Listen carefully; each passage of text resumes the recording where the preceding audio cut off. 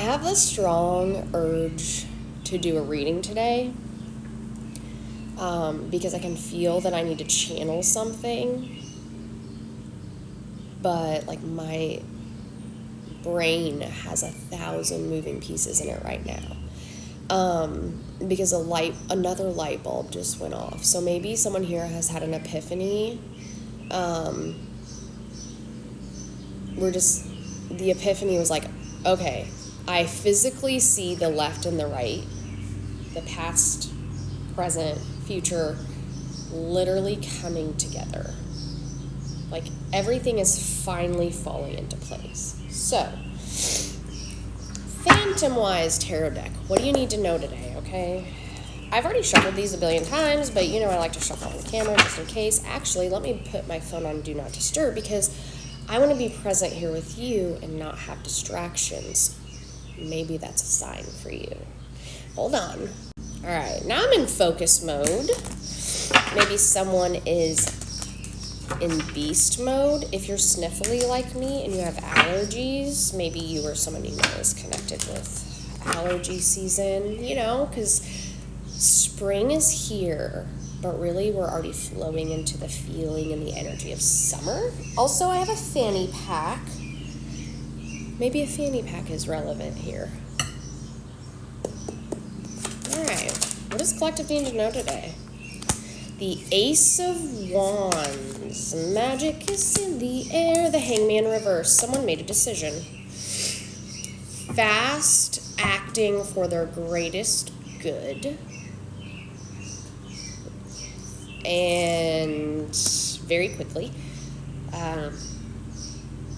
Pulling whoever this is in the collective out of being indecisive. So you made a decision. I wouldn't be surprised if the Two of Swords came out at some point because you probably were at a crossroads, but it hasn't came out yet, so it's almost like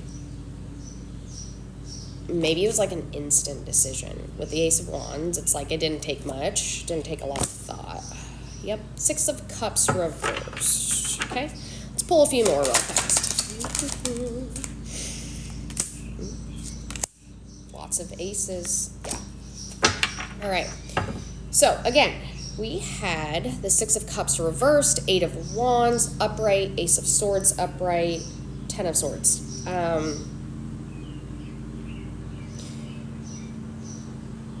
Yeah, someone's about to or already turn their entire community, environment, partnership, friendship, family, completely upside down.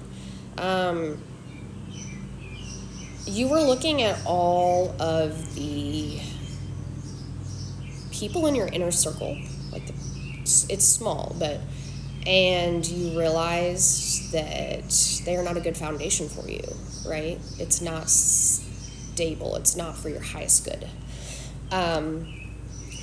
Maybe you thought these people, this person, I'm thinking it's people, you've probably kind of released some energies in relationships probably. I feel like it's almost like you were so appreciative of those relationships, almost like it was, a prize, like a rabbit's foot, lucky. But really, what you didn't understand is those people were lucky to have you, right? You were the rabbit's foot. You were the luck. You were the positivity, the excitement, right? You were authentic. 10:05 on the timer.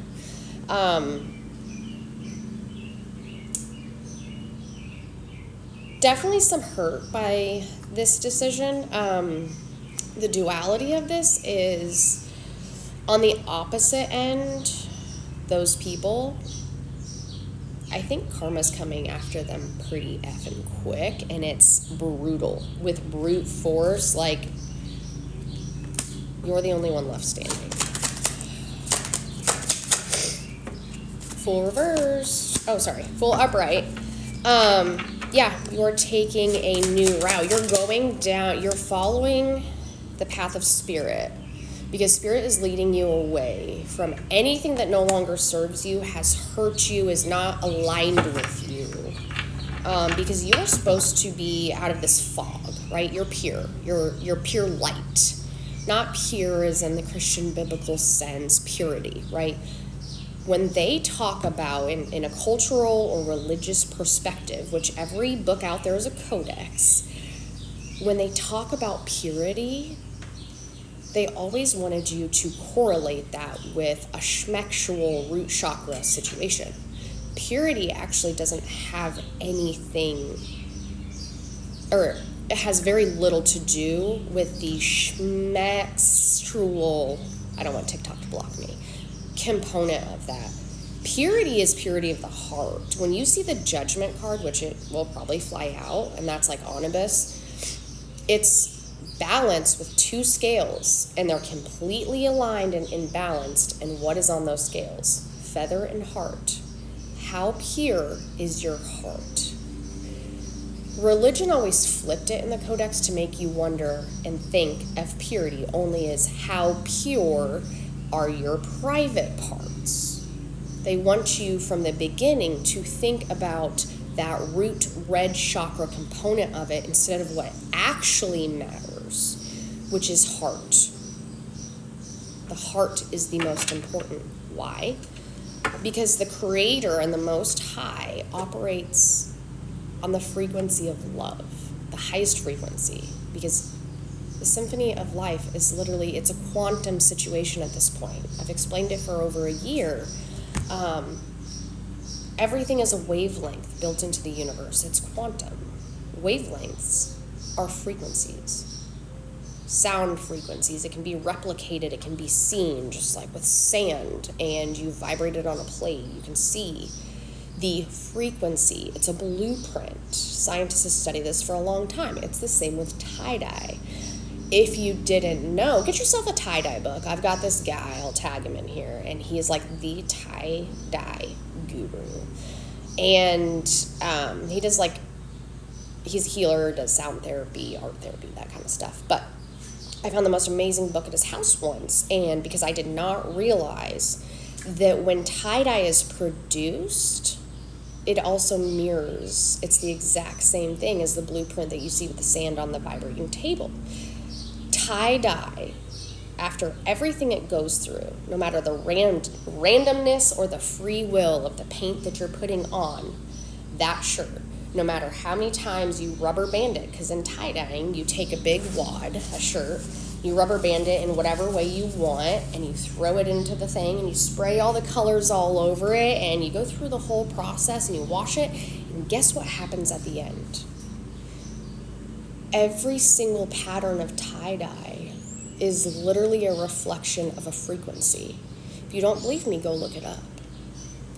Every single thing, down to what the birds are singing, is quantum. The leaves on the tree, everything vibrates, okay? So the frequency of love, pure unconditional love, is the highest frequency. And as long as you utilize the boundaries of universal law, which is a real thing,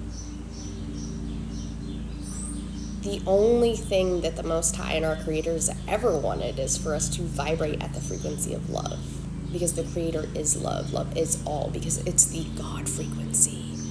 Speaking of which, isn't it so strange that CERN spent trillions and trillions and trillions of dollars on an underground machine just to recreate the God frequency? Do you know why that frequency is so important? I'm getting off topic, 10:10 on the timer. I'm jumping back into the reading in part 2, but just FYI, just last thing on that, because I can't help it. If you want to know about when you can control God frequencies, like controlling weather and creating catastrophic weather events, if you don't understand how that works, go look at the patents that the United States and other people have used in Japan, to make sure that they can control the weather. The CIA and FBI have released documentation on this as well. It is real. And the second you believe that and you understand that and you go research and look up that info, you'll realize that everything going on right now with weird weather events may not always be so coincidental. All right, jump to part 2 to get the rest of the reading because we got distracted.